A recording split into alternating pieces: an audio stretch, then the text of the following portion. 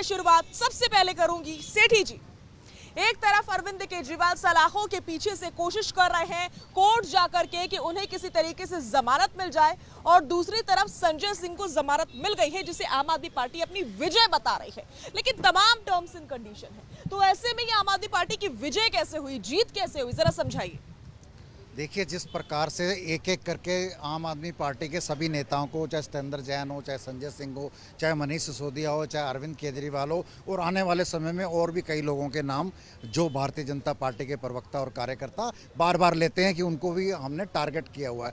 ये स्क्रिप्ट जो लिखी हुई है उस स्क्रिप्ट के अनुसार सब कुछ हो रहा है, लेकिन ईडी के पास स्पेशल पावर्स है अरेस्ट करने के, और ईडी जब तक नहीं चाहेगी किसी को जमानत नहीं मिलेगी। संजय सिंह के मामले के अंदर भी ईडी ने ये कहा कि भी हाँ, इनको अगर जमानत दे कोर्ट तो हमें कोई प्रॉब्लम नहीं है, उनकी पूछताछ हो गई है। लेकिन अरविंद केजरीवाल का जब तक चुनाव नहीं हो सकते, क्योंकि संजय सिंह के बाहर आने से भारतीय जनता पार्टी को इन चुनावों में कोई इफेक्ट नज़र नहीं आता। वो पहले प्रभारी थे यूपी के अंदर, उन्होंने बहुत काम करा, वहाँ पे उन्होंने लोगों को किस किस व्यक्ति को तैयार करा था टिकटों के लिए, वो सब काम खत्म हो गया। यूपी से चुनाव लड़ेगी या नहीं लड़ेगी आम आदमी पार्टी, ये कहना मुश्किल है, लेकिन अब संजय सिंह का कोई रोल रह नहीं जाता इन चुनावों के अंदर, और भारतीय जनता पार्टी को संजय सिंह से कोई खतरा नहीं। ठीक है, और इसीलिए उनको जमानत मिल गई है। हाजी नाजिम हमारे साथ जुड़े हुए हैं। हाजी नाजिम, अब तक आप लोग आरोप लगाते रहे कि इन्फोर्समेंट डायरेक्टोरेट समेत तमाम जो जांच एजेंसियां हैं वो बीजेपी के इशारे पर काम करती हैं और स्पेशल पावर्स है, इसलिए जमानत नहीं मिल पा रही है किसी भी आम आदमी पार्टी के नेता को, लेकिन अब तो संजय सिंह को जमानत मिल गई है। अब क्या कहेंगे आप लोग? हाँ साजिया जी, ये जमानत जो मिली है कोर्ट की तरफ से मिली है या भाजपा की तरफ से मिली है, ये बता दीजिए, क्योंकि आप पहले भी तो यही सवाल था, इससे पहले भी तो यही सवाल था कि जमानत तो कोर्ट देगा, फिर भी आप लोग हाय तौबा कर रहे थे। हाँ देखिए, हम कानून को मानने वाले, संविधान पे हमारा पूर्ण विश्वास है, और देखिए जिस तरीके से संजय सिंह जी को जमानत मिली है बहुत सराहनीय है, लेकिन ये भाजपा की तरफ से जमानत मिलना बड़ा अटपटा लग रहा है। और मैं एक चीज और बता दूं, ये देश, अरे सुन लीजिए सर, अरे जब हाजी नाजिम ने बोलना चालू नहीं करा तो आप लोगों के पेट में दर्द होने चले। दर्द इसीलिए कि आपने कहा जमानत भाजपा ने दे दी जबकि जमानत कोर्ट ने दी है। हाँ मैं वही तो कह रहा हूँ, सुन तो लीजिए, मैंने तो आपके सवाल का जवाब दिया। मैं तो बार बार ये कहता हूँ कि देखिए, हम कानून को मानने वाले, संविधान को मानने वाले, कोर्ट की तरफ से जमानत हुई है तो इसका तो हमने स्वागत किया, लेकिन बार बार जब ये बात आती है कि भाजपा की तरफ से, तो हमारा सवाल ये बनता है, ये बता दीजिए आपने कितने लोगों को जो बेरोजगार हुए हैं, जो 83% का अभी आया है आंकड़ा कि युवा बेरोजगार हुए, उनके लिए आपने क्या किया, कितनों को आपने नौकरियां दी है, जो हमारी बहन बेटी अपने आप को असुरक्षित महसूस करते हैं, आपने कितनों को सुरक्षा दी है। और तो और मैं आपको एक चीज और बता दूं, जो अभी बार बार जो भाजपा के प्रवक्ता नेता ये कहते हैं कि हमने 80 करोड़ लोगों को राशन दिया है। अरे भाई ये बता दीजिए, 80 करोड़ राशन लोगों को तो आप राशन दे रहे हैं, लेकिन अगर 80 करोड़ लोगों को अगर आप रोजगार देते तो हाजी नाजिम आपके साथ खड़ा होकर यह कहता कि आपने सराहनीय काम करा, लेकिन आपने 80 करोड़ लोगों को भिखारी बना दिया, भारत के अंदर भिखारी बना दिया है। सर्वेश जी, आरोप लगाया जा रहा है कि राशन मुफ्त में देकर के देश की जनता को भिखारी बनाया जा रहा है, नहीं दिया जाता तो सवाल पूछते कि जनता के लिए करते क्या है। साजिया जी, यहाँ पे पूरी जनता खड़ी है, इनसे पूछिए कि भारतवर्ष में बीजेपी का राज कितने साल रहा है। अगर पूरा टेन्योर देखें तो ये 10 साल, वाजपेयी जी के 5 साल और थोड़े 13 महीने और 13 दिन की सरकार, बाकी के समय हमारी आजादी 1947 से रही, और आज तक किसका शासन रहा भारतवर्ष में। और आज जो युवा 30, 35, 40 साल के हैं, जो अपने आप को बेरोजगार कहते हैं, ये किस शासन के अंदर में ये ग्रेजुएट हुए थे या 12th पास करके आए थे? इस बात का जवाब है किसी कांग्रेसी के पास? अरे यार, 12वीं ही इंटर हुआ, 12वीं ही इंटर हुआ। किसी राज्य में इंटर को 12वीं बोलते हैं, सीबीएसई में 12वीं होता है। दूसरी बात, सर्वेश जी पूछ रहे 12वीं और इंटर में अलग अलग क्या है, अंतर क्या है, जरा ये भी समझा दीजिए। हाँ ये तो भाजपा के नेता ही बताएंगे, जो कह रहे थे। आप भी बोल रहे हैं 12वीं के बाद इंटर होता है, इंटर आता तो वही कहते हैं। अरे सुन लीजिए, मेरी छोड़ दीजिए, अरे मेरी छोड़ दीजिए, मैं तो बेरोजगार हूँ, मुझे तो नौकरी दीजिए। 12वीं और इंटर, पहले हाजी नाजिम आपने आपत्ति जताई, आप ये बताइए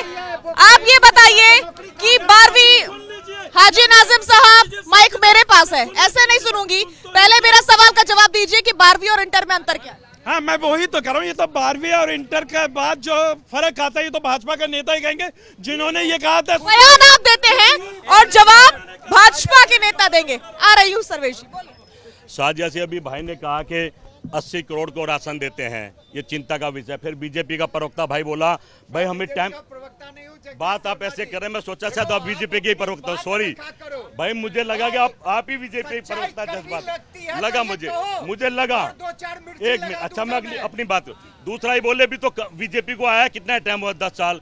भाई 10 साल में 80 करोड़ को दे रहे हैं, तो अगले 10 साल में 140-44 करोड़ को भीख देने की तैयारी कर रहे हैं।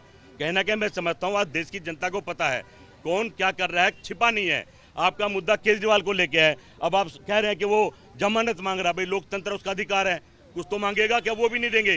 तीसरा आपने कहा कि संजय सिंह को जमानत होगी तो खुशी का जश्न है, भाई ये तो खुशी का उसके घर परिवार में होना चाहिए। उनको तो उम्मीद थी कई साल संजय सिंह नहीं छूटेंगे, क्योंकि सरकार में जो चल रहा है जिस तरह माहौल है, छूट गया है, तो ये कोर्ट की मेहरबानी, अब खुशी तो मनाने दो, उस पर भी कोई एतराज नहीं होना चाहिए। मैं समझता हूँ समस्या फिर वही है कि भारत सरकार आज 30-25 रुपये लीटर पेट्रोल खरीद रही है और जनता को 100 रुपये दे रही है, इस पर मुद्दा होना चाहिए। पढ़े लिखे रोजगार, बेरोजगार हो, इसकी बात होनी चाहिए। आज किसान के हालात देख लीजिए, किसान फसल किस भाव में दे रहा है और सरकार किस भाव में दे रही है।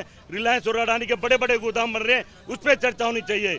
मजदूर था जो कह रहा था हवाई चप्पल में जहाज में चलेंगे, जहाज की कंपनियां बिक गई हैं, माल्या भगा दिया है, उस पर चर्चा होनी चाहिए।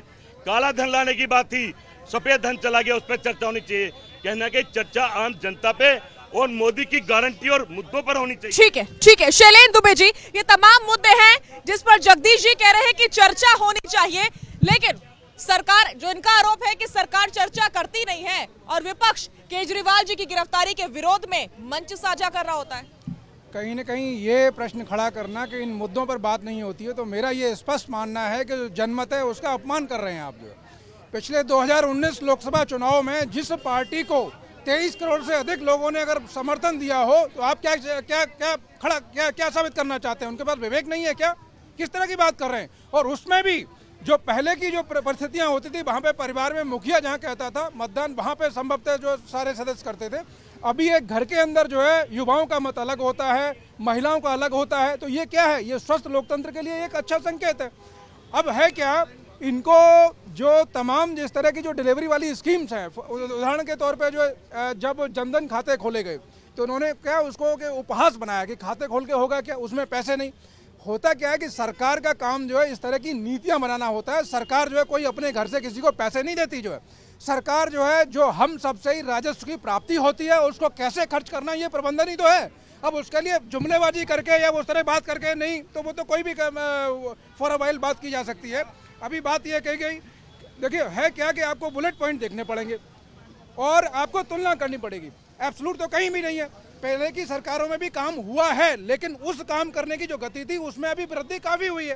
पहले सड़क प्रतिदिन बनती थी लगभग आपके 12-13 किलोमीटर पर डे, आज जो 35-36 बन रही है। तो वो जब पेस बढ़ रहा है तो उसकी आपको अप्रिशिएट करनी चाहिए, और वही पढ़े लिखे लोग उसको अप्रिशिएट कर रहे हैं। ठीक है। दूसरा, जहाँ तक जमानत की बात है तो ये न्यायालय का विषय है, इस पर हमें टीका टिप्पणी नहीं करना चाहिए, मेरा स्पष्ट मानना है। प्रक्रिया चालू है। अब उदाहरण के तौर पे ऐसे लोग जिनको बाद में सजा हुई है, और जैसे मान लो किसी ने मर्डर कर दिया, क्या आपने कभी यह देखा है कि मर्डर जैसा हीनियस क्राइम में भी जमानत मिल जाती है? तो हमें इंतजार करने की आवश्यकता है, इसमें कोई मतलब खुशी मनाने की आवश्यकता नहीं है। अगर उनके खिलाफ कॉग्निजेबल एविडेंसेस होंगे तो ही विल बी कन्विक्टेड, नहीं होंगे तो बरी हो जाएंगे। ठीक है योगेश सोनी जी, अभी तक विपक्ष आरोप लगा रहा था कि भाई इन्फोर्समेंट डायरेक्टरेट, सीबीआई, तमाम जांच एजेंसियां जो रेड डालती हैं, जो काम करती हैं, वो सब कुछ सरकार के इशारे पर होता है।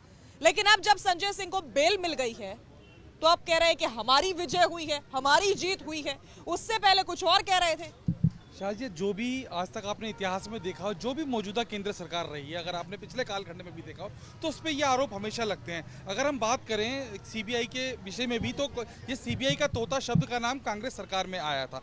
तो ये जो एजेंसियों पे जो कार्रवाई का आरोप है, आज उनका दुर्भाग्य ये है कि वो कोई भी काम करे तो उसका सीधा सीधा आरोप लगता है केंद्र सरकार पे कि वो अपने इशारे पे करा रही है। ये बीजेपी भी नहीं लगा, अगर आप पुराने कालखंड भी देखेंगी तो उन पर भी ये आरोप लगता था। मेरा मानना है कि कोई भी इतनी बड़ी एजेंसी जो होती है है। उसका जब गठन होता है तो बहुत सोच समझ के होता है। अगर आप देखेंगे दिल्ली पुलिस के अंदर भी तमाम तरीके की शाखाएं होती है, क्राइम ब्रांच होती है, DIU होता है, तमाम वो होती है। वो वर्गीकरण क्यों किया जाता है? क्योंकि उसकी स्पेशलाइजेशन होती है। ऐसे ही इन्हीं जो एजेंसियां इनकी स्पेशलाइजेशन होती है, ये अपना काम करती हैं। देखिए उनको जमानत मिली है, ग्राउंड के आधार पर मिली है, और मुझे लगता है जहां लोकतंत्र की ताकत है, शक्ति है, वहां ये होना भी चाहिए। क्योंकि अगर जमानत ना भी मिलती तो भी आरोप लगता, मिल गई तो भी आरोप लग रहा है। तो ऐसी स्थिति से हमें सोच के बाहर सोच के समझना चाहिए कि हम जिस देश में रहते हैं हमें न्यायालय पे बहुत भरोसा होना चाहिए। यदि आज भी तुम्हारा किसी से झगड़ा होता है और पुलिस FIR दर्ज नहीं करती, कोई बात नहीं होती, आदमी कहता है मैं कोर्ट में देख लूंगा, तब भी वो कोर्ट जाता है। एक उसको कहा जाता है कि मुझे एंड में कोर्ट पे भरोसा है। तो जब कोर्ट पे भरोसा, तो कोर्ट पे भरोसे की बात कीजिए।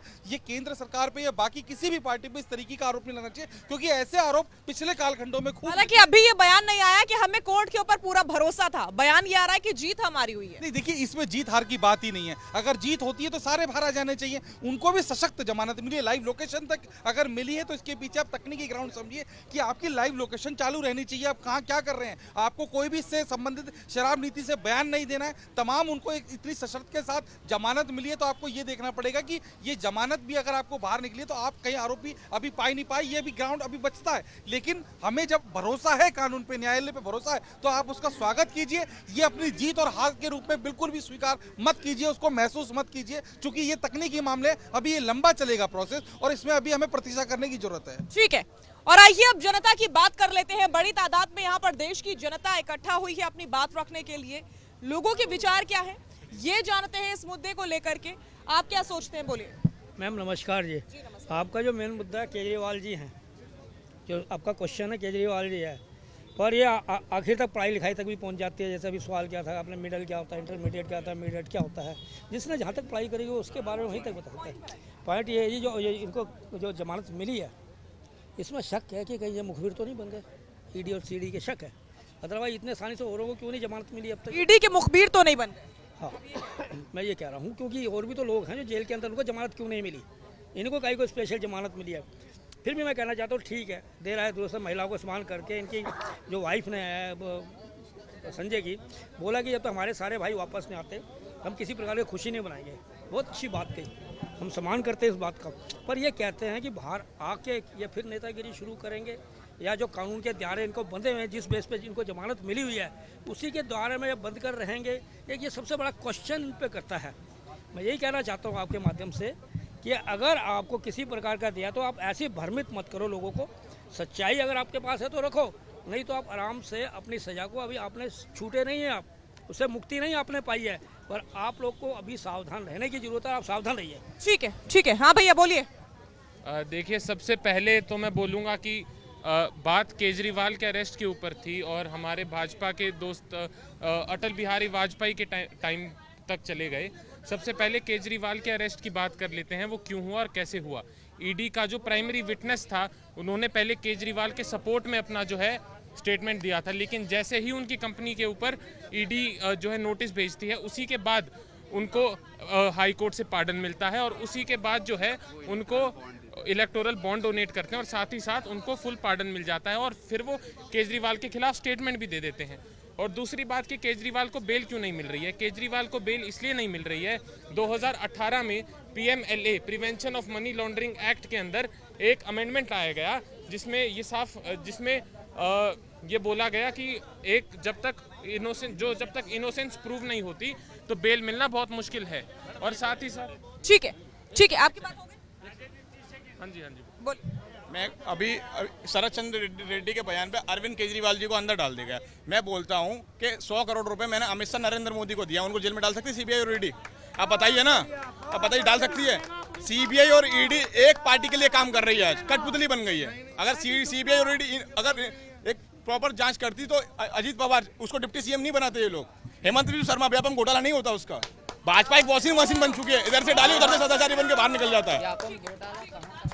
लौटूंगी मैं इधर। सर्वेश जी एक सवाल और एक आवाज उठी थी यहाँ पर कि संजय सिंह कहीं मुखबिर तो नहीं बन गए हैं ED के। देखिए, ये मुखबिर की बात नहीं है। ED अगर होगा तो ये केजरीवाल के लिए बहुत ही बुरे दिन होंगे, अगर वो भी सरकारी गवाह बन जाएंगे, अगर संजय सिंह जी। तो दूसरी बात है कि यहाँ पे जनता भी कह रही है कि बीजेपी की वॉशिंग मशीन इन्हीं जनता और ये यंगस्टर्स हैं, इनसे पूछिए, और ये मिलेनियर है, 2000 के बाद इनका जन्म हुआ है, इनसे पूछिए कि यही केजरीवाल 2011 में यही दिल्ली के रामलीला मैदान में 51 उन नेताओं का नाम लिया था, और 31 मार्च को सोनिया गांधी, जिसको केजरीवाल जेल के अंदर बंद करने वाला था, उसके साथ उनकी वाइफ हाथ मिला के, गले मिला के और एक सिंबोलिज्म पेश कर रही है। वहीं पे हेमंत सोरेन की वाइफ भी थी, लेकिन हेमंत सोरेन की वाइफ को सोनिया गांधी जी बहुत तवज्जो नहीं दे रही है, लेकिन सुनीता केजरीवाल को वो स्टेज मिला है। तो इनसे बताइए कि अगर बीजेपी का वॉशिंग मशीन इतना अच्छा है तो उससे बड़ा वॉशिंग मशीन तो इन विपक्षी पार्टियों के पास है। जब अपने आप पे आता है तो हाथ मिला लेते हैं, और जब बीजेपी के यहाँ वही नेता आ जाते हैं तो कहते हैं तो वॉशिंग मशीन में धुल गया। और ये दोहरी चाल, दोहरी नीति कैसे होगी? दूसरी बात, अगर संजय सिंह जी को जमानत मिली है, जो कि कोर्ट की न्यायिक प्रक्रिया है, उसमें हर आदमी को अधिकार है, संवैधानिक अधिकार, लेकिन ये जो जमानत मिली है उसमें लिखा हुआ है कि ये प्रेसिडेंट है, मनीष सिसोदिया हो या आज केजरीवाल जी हो या सत्येंद्र जैन, ये हवाला कोर्ट में कहीं नहीं दे सकते कि जब संजय सिंह को जमानत इसी केस में मिली है तो हमें भी मिलनी चाहिए। और जिन जिन टर्म पे उनको जमानत मिली है उनको बोला गया आप एनसीआर से नहीं जा सकते, पासपोर्ट जमा कराओ, आप अगर कहीं जाओगे तो ये जो कंडीशंस बेल मिली है ये कोई बड़ी नहीं हुआ। ठीक है, ठीक नहीं, इन्होंने जितनी भी बातें करी हैं उनका किसी बात से कोई लिंक नहीं बैठता।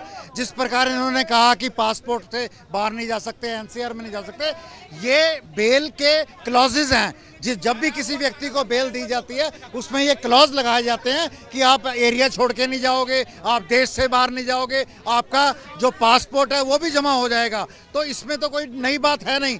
सवाल इस चीज का है कि जब आप संवैधानिक संस्थाओं का मिसयूज करके अरविंद केजरीवाल जो चुने हुए मुख्यमंत्री हैं उनको उठा के पूछताछ के लिए जेल में डाल देते हो, उनके ऊपर कोई आरोप सिद्ध नहीं हुए। जब ईडी ने 10 समन दिए थे उसी संवैधानिक संस्था के नाम पे समन दिए थे ना, आर्टिकल 50 पीएमएलए के उसी संविधान के बनाए। नहीं, उन्होंने अपना विरोध दर्ज करा। अब सुन लीजिए ना, अरे आप सुन लीजिए ना, अरे सुन लीजिए ना, उन्होंने जब डेमोक्रेसी की हत्या की जाती है, डिक्टेटरशिप की राजनीति की जाती है, उन्होंने अपना विरोध दर्ज किया कि मैं इसके सामने ना झुकूंगा, ना मैं डरूंगा और ना मैं इस्तीफा दूंगा, क्योंकि दिल्ली की जनता ने कहा कि आप इस्तीफा बिल्कुल मत दीजिए अगर ये डिक्टेटरशिप की राजनीति।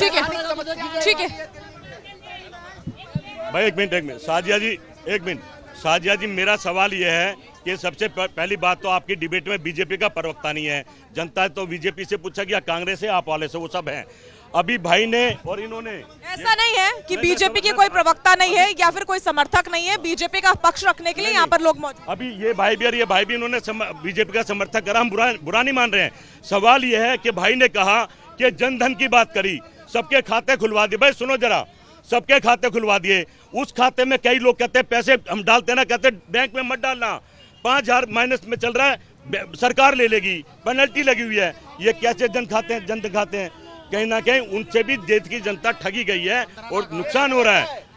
बैंक में पैसे जो अकाउंट खुले हैं, जीरो फ्रिल अकाउंट खुले हैं, ये आप गलत, पेनाल्टी नहीं लगी है, वो फ्रिल अकाउंट से है। और उसमें जो पहले आपके राजीव गांधी जी बोले थे कि जनता के पास मात्र 15 पैसा जाता है 1 रुपया में, अब 1 रुपया से ज्यादा आप गलत बोलेंगे तो मैं चुपचाप नहीं रहूंगा।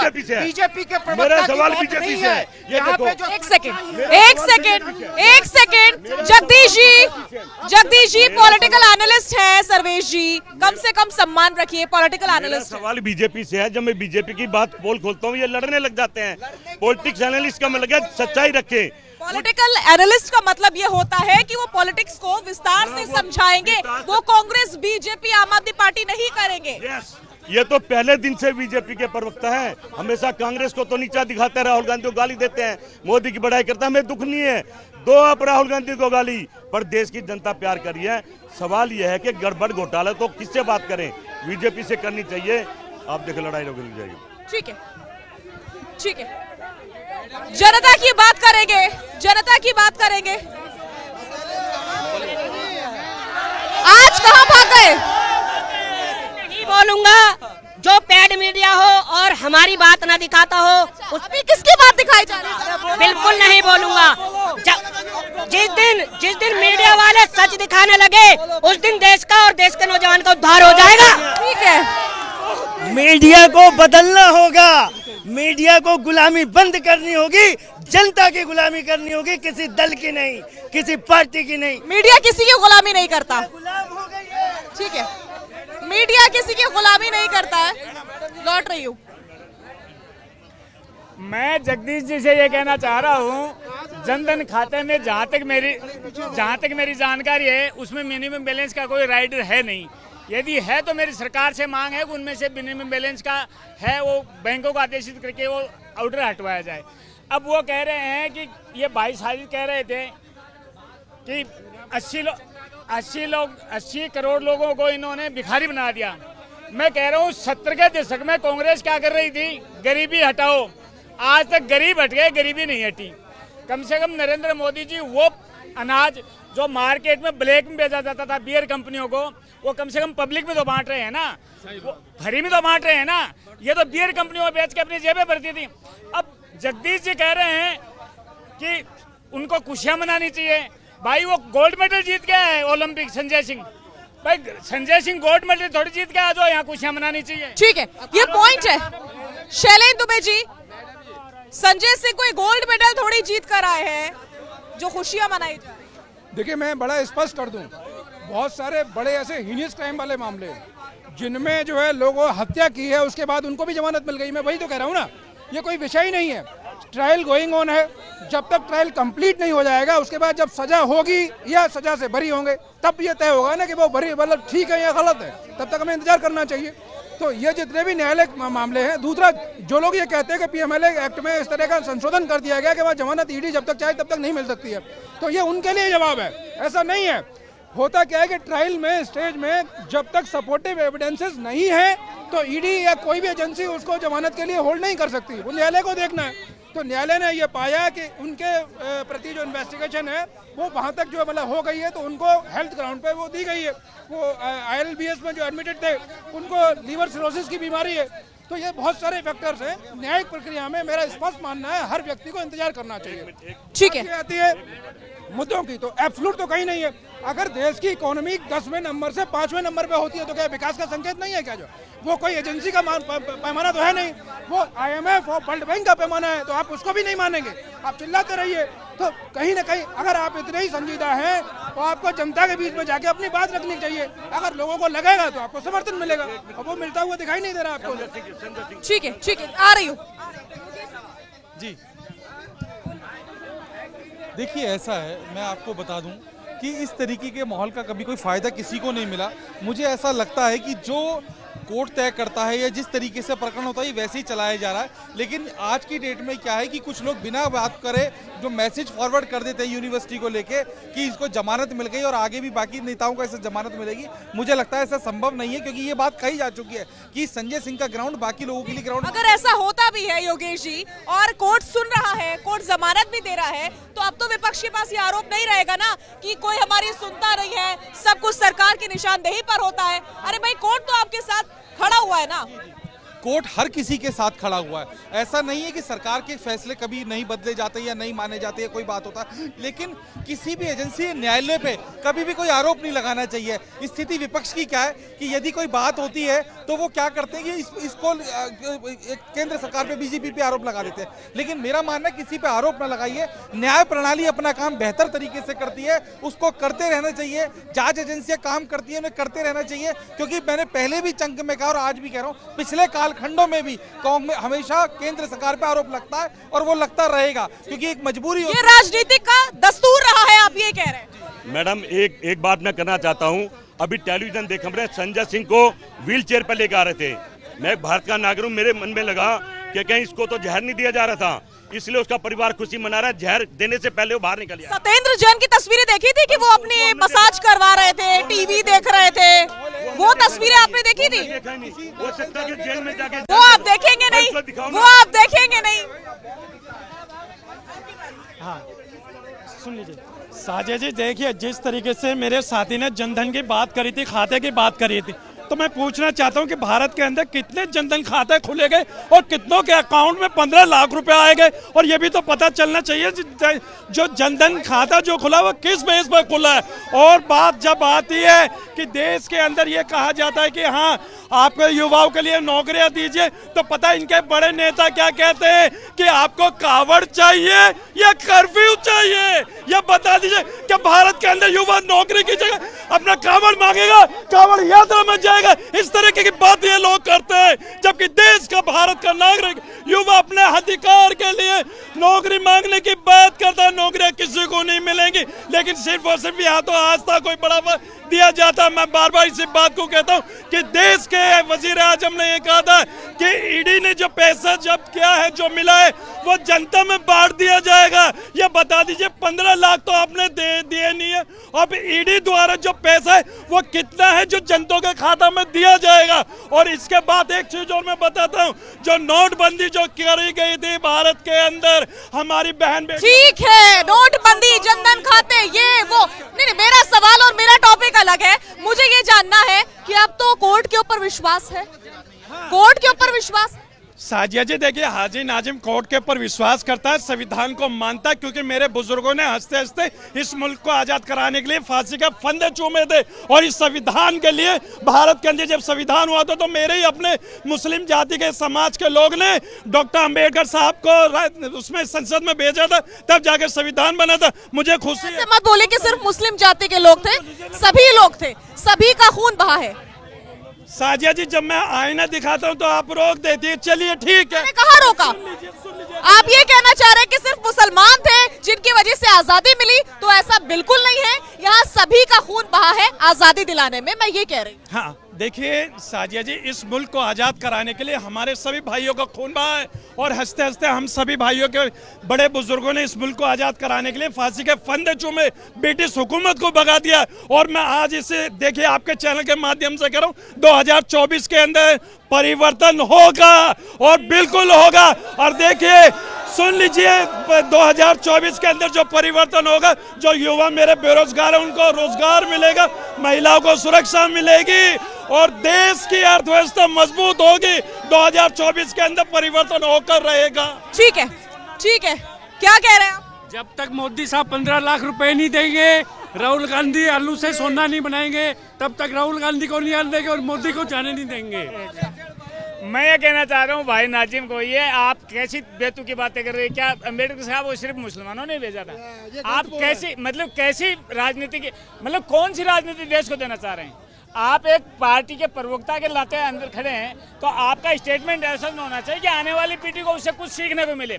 अब बात जगदीश सिंह कह रहे हैं पॉइजन, अब राष्ट्रीय पार्टी का प्रवक्ता बोल रहा है पॉइजन। क्या उन्होंने देखा हर किसी प्रिजनर को जो खाना दिया जाता है वो बाकायदा डॉक्टर पहले टेस्ट करते हैं, और जो वीआईपी हैं, जो राजनीतिक हैं, जिनके ऊपर अलग से निगरानी रखी जाती है, उनको डॉक्टरों की टीम चेक करती है। क्योंकि मैं इसलिए बताता हूँ कि तिहाड़ जेल में मेरी बेटी की ड्यूटी रह चुकी है वहाँ, तो इसलिए आप ऐसी बेहूदी बातें कम से कम नेशनल चैनल पर ना बोले। ठीक है, ठीक है, क्या कह रहे हैं? मैंने सुना बैंक अकाउंट के बारे में, जनधन योजना के बारे में बोल रहे थे प्रवक्ता।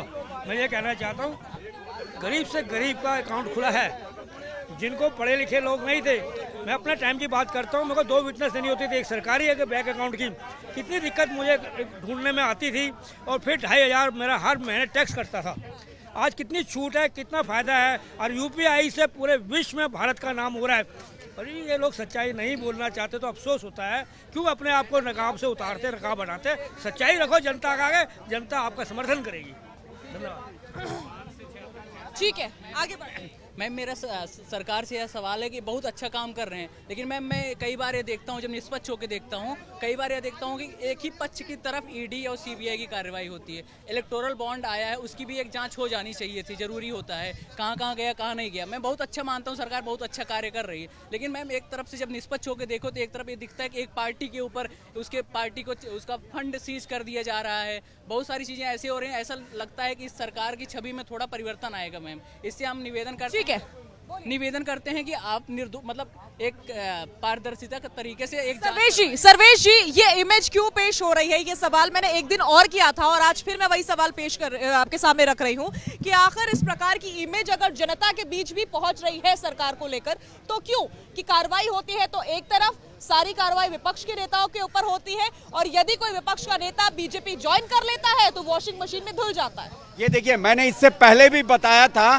कि 51 नेताओं का नाम अरविंद केजरीवाल चाहे कांग्रेस पार्टी, ये जितने भी नेता ये भाई लोग बोलते हैं कि बीजेपी के वॉशिंग मशीन में धुल गए। यही अजित पवार महाराष्ट्र में 2.5 साल महाविकास आघाड़ी में थे, कांग्रेस पार्टी भी उस सरकार में थी, कोई कार्रवाई नहीं हुई। न तो वो कोर्ट गए कि अजित पवार को गिरफ्तार करवाओ, अब जब बीजेपी में आई तो मुखर हो गए। ये बीजेपी में जिनको लिया है वो बीजेपी पे बदनुमा दाग है। लेकिन मुझे ये बता दीजिए ना, भारतवर्ष के इतिहास में लालू यादव सबसे करप्ट, क्योंकि कोर्ट ने सजा दी थी, बाकी के लोग आरोपी हैं। अभी किसी को कोर्ट ने सजा नहीं दी है। ये केजरीवाल जो सबसे बड़ा ईमानदारी का चोगा पहना था, आज उसके गोदी में बैठा हुआ है। राहुल गांधी जी लालू यादव से मटन बनाना सीख रहे हैं। दूसरी बात, हिमाचल में कांग्रेस ने हराया बीजेपी को। अगर बीजेपी के एमएलए भ्रष्टाचारी है, कांग्रेस क्यों नहीं उसको जेल के अंदर डाल रही है? कर्नाटक में 40% कमीशन का हवाला दिया और कांग्रेस वहां जीत गई। आज तक एक भी बीजेपी का एमएलए, पार्षद या नेता जेल के अंदर नहीं है अगर 40% कमीशन खाते थे तो। इसी दिल्ली में केजरीवाल ने एमसीडी के पार्षदों, खास के बीजेपी के पार्षदों पे लगाया लेंटर माफिया का। आज एक भी पार्षद केजरीवाल ने उसको ढूंढ के कोर्ट में केस क्यों नहीं करवा रहा है? मेरा ये भी सवाल है, ये कैसा वॉशिंग मशीन है केजरीवाल का या कांग्रेस का? इसका तो सवाल का जवाब दे पहले। ठीक है, इधर से सवाल होंगे। इधर से कौन बोलना चाह रहा है? सवाल का एक जवाब दूंगा मैं, इनके सवाल का जवाब दूंगा। जब ये कहते हैं कि कांग्रेस पार्टी ने अपने नेताओं पे जो भ्रष्टाचारी थे कार्रवाई क्यों नहीं किया, इसको मैं बता दूं कि जब तक कांग्रेस पुख्ता सबूत के साथ ये तय नहीं कर लेती कि वाकई ये अपराधी है, तब तक उसे गिरफ्तार करने का ऑर्डर नहीं देती। लेकिन भारतीय जनता पार्टी है कि उनके पास कोई सबूत नहीं होता, कोई गवाह नहीं होता और हमारे सिटिंग मुख्यमंत्री को इन्होंने जेल में डाल दिया। अब मैं दावा करता हूँ आपके चैनल से कि केजरीवाल जी बाइज्जत बरी होकर के जब बाहर आएंगे तब ये भारत सरकार क्या अपने आरोपों के ऊपर इल्जाम लेगी कि हमने गलत किया था? ठीक है, ये जो कह रहे हैं केजरीवाल दूध के धुला हुआ है, जब 1 मिनट चुप हो जाओ। ये जब कह रहे हैं केजरीवाल जब सत्ता में पहली बार आए थे उनके पास प्रॉपर्टी कितना थी, मतलब इनकम उनका कितना था? आज शीश महल जो खड़ा है कहाँ? वो अपने घर से लाया है कि हमारा इन्हीं का पैसा लेके शीश महल बनाया है? वो भ्रष्टाचार का पैसा नहीं है, नहीं वो मेहनत है। कितना तनख्वाह किसका है? निजी प्रॉपर्टी हमें निकाल के दिखाओ। वो भारत सरकार की प्रॉपर्टी है जिसमें वो रह रहा है, वो भारत सरकार की प्रॉपर्टी है। ये तुम्हारे दिमाग में गोबर भरा हुआ। ठीक है, आइए आगे आने दी। भारत अरे सुन ले भाई साहब, हाँ बोलो। यहाँ देश के दुश्मनों को ढूंढने की जरूरत नहीं है। राहुल गांधी से, केजरीवाल से एक बार रैली करवा तो सारे इकट्ठे हो जाएंगे, कहीं ढूंढने की जरूरत नहीं। ऐसे भाई साहब भी आ जाएंगे। अरे यहाँ के कानून पे हमें विश्वास नहीं, यहाँ की कोर्ट में विश्वास नहीं, देश अकेले केजरीवाल पे विश्वास है। देश अकेले के जब केजरीवाल निर्दोष था तो क्यों नहीं गया? जब उसको लव लेटर गए, दोनों लव लेटर गए, क्यों नहीं पहुंचा वहाँ कोर्ट में? वो क्यों नहीं पहुंचा? अगर इतने ईमान, ये देखो, ये सबको पता है एक चोर चोर का साथ देता है। जो चोर है चोर ही साथ देंगे, ईमानदार कोई नहीं है। ठीक है। देखो कितने शर्म की बात है, सुनो कितने शर्म की बात है। जो कांग्रेस कल कह रही थी कि हमने इसकी रिपोर्ट करवाई, केजरीवाल जेल जाना चाहिए, और 1 महीना पहले अजय माकन जी ने बयान दिया था, आज वही बेशर्म कांग्रेस जाके क्यों मिल गई?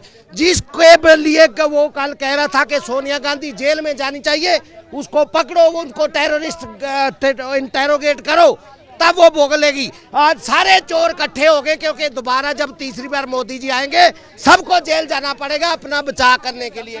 ठीक है, साजिया जी, आम आदमी पार्टी पे ये प्रश्न क्यों खड़ा हो रहा है? क्योंकि मेरे सामने ये एक एफिडेविट है और ये एफिडेविट आम आदमी पार्टी के कैंडिडेट्स ने चुनाव लड़ने से पहले खुद जो है मतलब दायर करते थे, उसमें लिखा होता था बाकायदा एफिडेविट पर। ये अरविंद केजरीवाल का एफिडेविट है 7 जून 2013 का, जिसमें ये घोषणा करते हैं कि मैं लाल बत्ती की गाड़ी नहीं लूंगा, मैं जो है बड़ा मकान नहीं लूंगा, तो ये दूसरा कोई नहीं कह रहा, उन्होंने इस तरह का शपथ पत्र खुद बना दिया था और स्वच्छता की बात खुद की थी। तो कोई व्यक्ति जब ये कहता है कि मैं ऐसा करूंगा और बाकायदा एफिडेविट देके, और उसके उलट जब इस तरह की परिस्थितियां आती हैं, जब उस तरह की परिस्थितियां आती हैं, तो फिर आप में जो परंपरागत राजनीतिक दल है उनमें फर्क क्या है? फिर आप अगर लालू यादव जो है, जो सबसे एक ही व्यक्ति हैं जो सजाए युक्त जो पॉलिटिशियन है, उनके साथ अगर आप खड़े हो जाएंगे, फिर आप ये कहेंगे कि हम सबसे अलग है, तो कैसे हम मतलब लोग विश्वास करेंगे? वही हो रहा है। तो कहीं ना कहीं अगर आप राजनीतिक स्वच्छता की बात करेंगे तो आपका करेक्टर, आपको क्राइम और आपको करप्शन, उस पर उसी स्वच्छता का पैमाना आपको अख्तियार करना पड़ेगा। ठीक है सेठी जी, एक जमाने में जब अरविंद केजरीवाल कहा करते थे कि मैं लाल बत्ती की गाड़ी में नहीं घूमूंगा, आज उनका शीश महल तैयार है, तो सवाल उठे तो क्यों ना उठे? देखिए 10 साल के अंदर इनको अरविंद केजरीवाल के पास जितने बीजेपी के नेता, जितने प्रवक्ता, जितने मंत्री, सब यही कहते हैं कि केजरीवाल जी ने कहा था, अरे आपका समय खत्म हो गया ना, समय खत्म हो गया ना, सुन लो। वो एफिडेविट दिखा रहे हैं, लिखित में है। सुन लीजिए, मैं ये कहता हूँ कि उन्होंने कहा मैं सिक्योरिटी नहीं लूंगा। जब अरविंद केजरीवाल के ऊपर अटैक होता है तो क्या वो सिक्योरिटी नहीं लेंगे? जब वो किसी पोजीशन पे पहुंच जाता, और 8 लाख के पर्दे और एसी 38-48 कुछ ऐसा ही है। का निजी मकान नहीं है, और उन्होंने प्रधानमंत्री जी का 500 करोड़ रुपए का रेनोवेशन हो रहा है। ठीक है, मेरे बीच में नहीं बोलेंगे, मेरे बीच में नहीं बोलेंगे आप। क्या पीछे करो, क्या दिखा रहे हो आप? क्या दिखा रहे हो आप? जब अरविंद, ठीक है, ठीक है, 1500 करोड़ रुपए।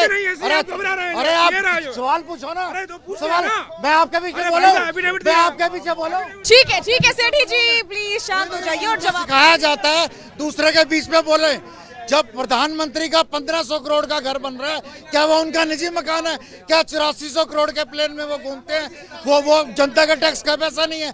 10 लाख का सूट पहनते हैं, 1.5 लाख का पेन यूज करते हैं, 1 लाख का चश्मा पहनते हैं, वो लोगों के टैक्स का पैसा है।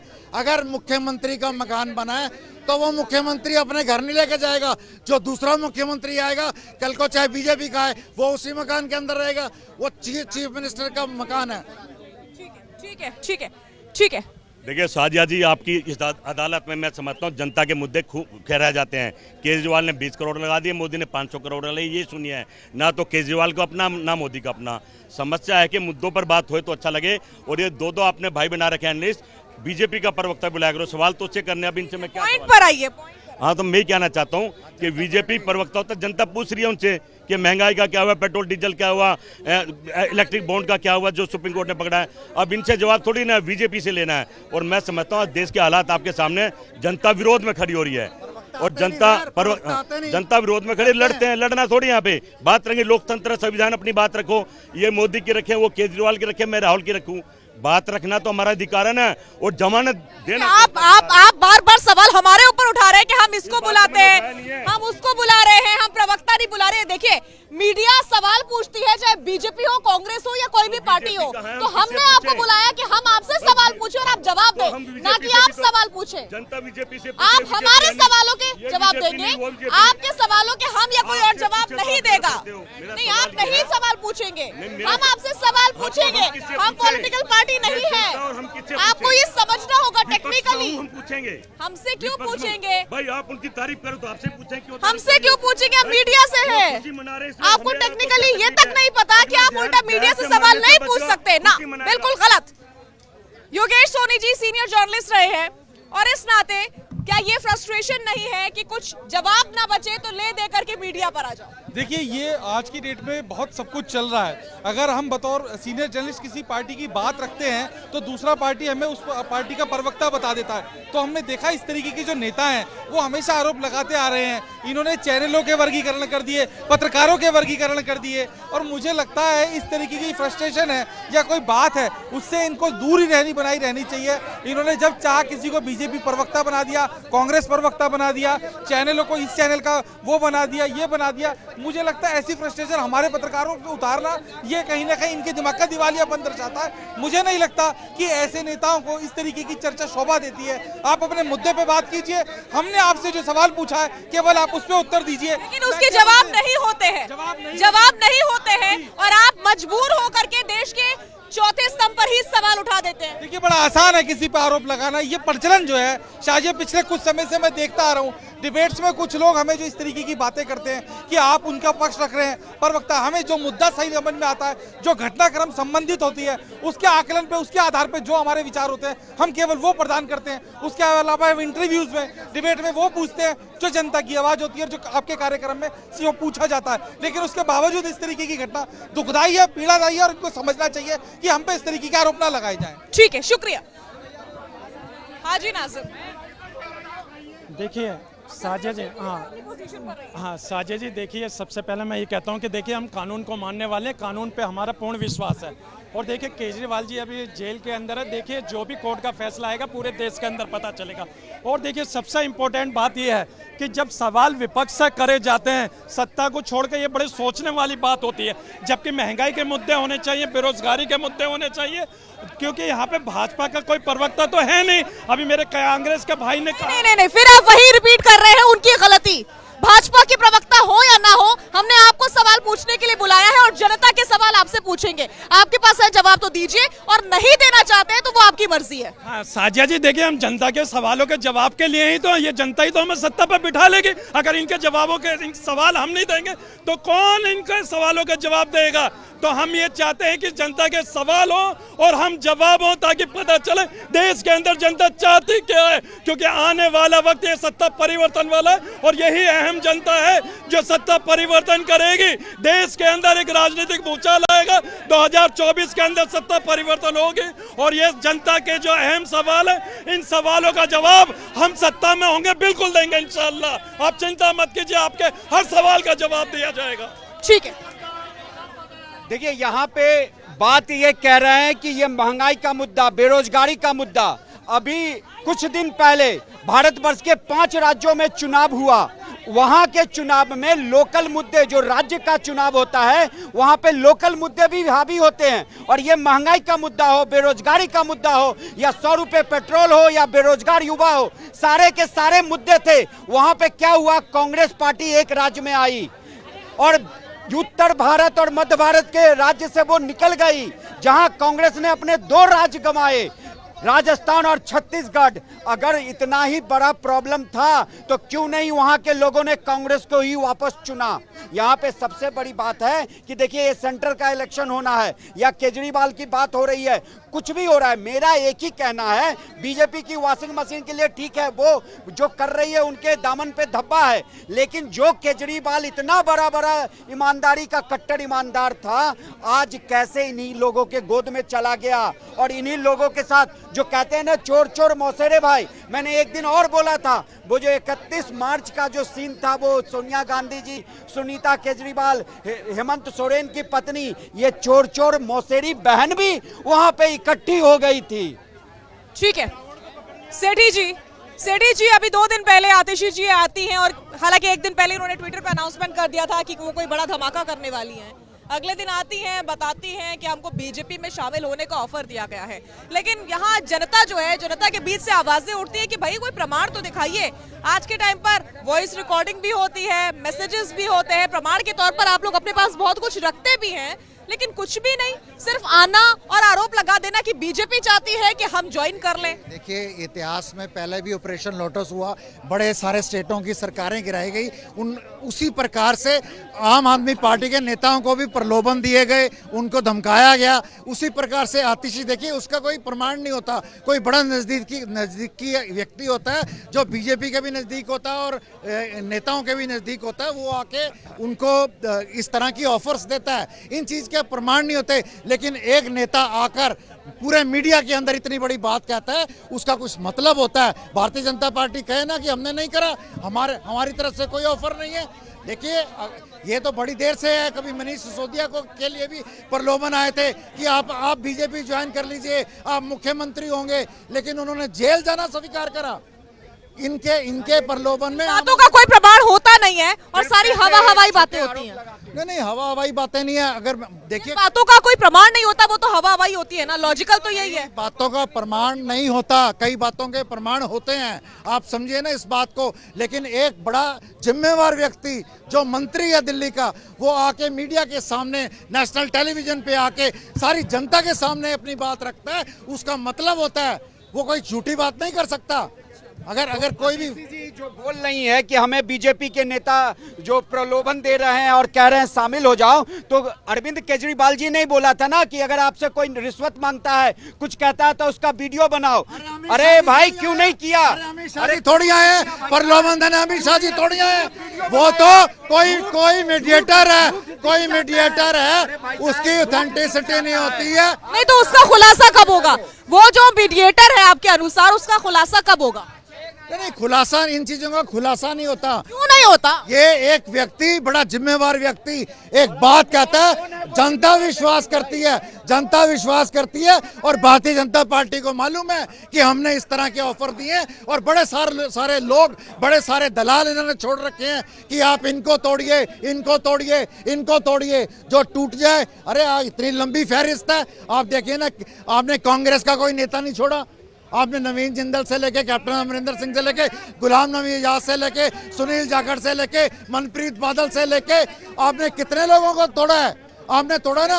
आप गालियां तो आप उसको संभालिए ना। आज आपके हिमाचल प्रदेश में कांग्रेस अपना चीफ मिनिस्टर कैंडिडेट नहीं डिसाइड कर पा रही है, तो ये भी बीजेपी की समस्या है। ठीक है, ठीक है, चर्चा जारी रहेगी, जनता की बात भी सुन लेते हैं।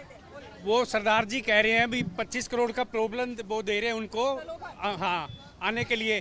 जिस फाजिलका के एमएलए ने जिसने प्रेस कॉन्फ्रेंस की, उस पर खुद पे धोखाधड़ी का पर्चा दर्ज है। वो क्या 25 करोड़ रुपये वो तो हंस के ले लेगा। सुनील जाखड़ जो बीजेपी प्रधान, उन्होंने खुद ने कहा है, जाके वो रिकॉर्ड है, जलालाबाद में देख लो, सिटी थाने में पर्चा दर्ज है। ठीक है, ठीक है। मैं ये कहना चाहता हूँ सेठी जी, एक जिम्मेवार आदमी के पास मतलब प्रूफ तो देगा ना। नहीं, मेरे को तो मिल गए, मेरे तो आप 10,000 रुपये तो मांग रहा हूँ मेरे पक्का है। मैं ये कहना चाह रहा हूँ सेठी जी कैसी वाहियात की बातें कर रहे हैं। जनता के लिए हर कुछ बोलेंगे, वो जिम्मेवार हैं। आप ऐसे लोगों को टिकट क्यों दे रहे हो जो पैसे लेके बिकने के लिए तैयार हैं? ये क्या पार्टियों की जिम्मेवारी नहीं है कि कल को ये आपके साथ रहेगा या नहीं? मतलब कांग्रेस साथ रहेगा नहीं, आम आदमी पार्टी के साथ रहेगा नहीं, ऐसी वाहियात की बातें करते हैं नेशनल चैनल पे। मैं यही तो कहना चाह रहा हूँ, ऐसे प्रवक्ताओं को बुलाना और पार्टियां भेजती हैं, कितनी निंदा की बात है, समझने की बात है। केजरीवाल जी अच्छे होंगे, हो सकता है आम जनता को आरोप लगा देंगे आपको कितने पैसे मिले, कोई आ रहा है तो आप प्लांटेड हैं। अरे भाई, मैंने आपको कल भी कहा कि नरेंद्र मोदी जी से सीखो कि आप विपक्ष को कैसे गले लगाएं और फिर उसको विश्वास में लेके अपने साथ ले हो ना। आप वोटर्स में इलीगेशन लगाएंगे, पार्टियों भी इलीगेशन लगाएंगे, ये कोई बेहूदी तर्क है। ठीक है, क्या मैं बोलना चाहूंगा, केजरीवाल अपने और अपनी पार्टी को कट्टर ईमानदार कहते हैं, कट्टर ईमानदार। जब पूरा मंत्रिमंडल जेल के अंदर बैठा है तो ये कैसे कट्टर ईमानदार हो गए? ये तो पक्के बेईमान है, पक्के चोर हैं।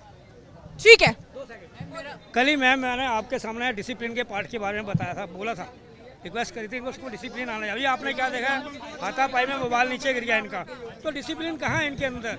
मैं ये कहना चाहता हूँ, जब इनके अंदर ही डिसिप्लिन नहीं है तो इनके पार्टी के अंदर डिसिप्लिन कैसा होता है? और पार्टी के नेता लोग तो आते जाते हैं, तो उनका व्यवसाय है, ये उनकी राजनीति नहीं है। ठीक है, ठीक है।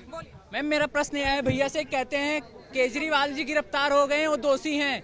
मैम, जब कोई प्रक्रिया, न्यायिक प्रक्रिया चल रही है तो कैसे दोषी कोई मान लिया जाता है? संजय सिंह छूट के चले आए, क्या उनको भी अभी न्यायिक प्रक्रिया चल रही है? आप कहते हो न्यायिक प्रक्रिया चल रही है, वो दोषी अभी सिद्ध नहीं हुए हैं, न्यायिक प्रक्रिया चल रही है, तो हम कैसे मान लें केजरीवाल जी गिरफ्तार हो गए हैं, न्यायिक प्रक्रिया चल रही है और दोषी हैं? ठीक है। सबसे पहले तो मैं केजरीवाल के जी एक शेर बोलूंगा केजरीवाल जी के लिए। जब वो वफादार थे तो उनके लिए वफा से चला है मोहब्बत का नाम, वफा से चला है मोहब्बत का नाम, वफादार यारों को मेरा सलाम। लेकिन अब क्या है, बेवफाओं को वफा मिलती नहीं। अब जब तक वफादार थे तब तक वफा पब्लिक उनके साथ थी, लेकिन अब क्या है कि बेवफाओं को वफा मिलती नहीं, दर्द मिलती है लेकिन दवा मिलती नहीं। ये जुडिशियल कस्टडी किसी बाप की बपौती नहीं है। ऐसा होता तो 70 साल से कांग्रेस की सरकार थी, एक बार इंदिरा जी भी, प्रधानमंत्री भी कोर्ट में खड़ी हुई थी, 1975 में जब लगाया था। विपक्ष के नेता लेकिन एक साथ जेल नहीं जाते हैं। एक मिनट, सारे विपक्षी जेल बस क्यों जाते हैं? जब विपक्ष को गिराया जा रहा है। 1975 में विपक्ष सब एक हो गए थे, इमरजेंसी लगाया गया था केवल और केवल हिंदुओं के पक्ष में। यार बोलने दो। 1975 में जब इमरजेंसी लगाया था, देश के सारे नेताओं को इंदिरा जी ने बंद कर दिया। वो तानाशाही थी, ये तानाशाही नहीं है। बीजेपी सरकार ऐसे क्यों कर रहे हैं? जब उसका 2 MP था, जब उसको माइक तो छीन के लेके नहीं जाता था। आज कोई भी विपक्ष बात करता है उसको माइक छीन के ले जाता है, बोलने नहीं देता है। तो मोदी जी क्या 100 साल तक राज करेंगे? मोदी जी क्या अपनी विकास लाएंगे? अपने आप को क्या देश के पूरा डॉन बनेंगे, हीरो बनेंगे? ये मोदी जी का ये 2029 को सारे पलटवार हो जाएंगे 2024 को।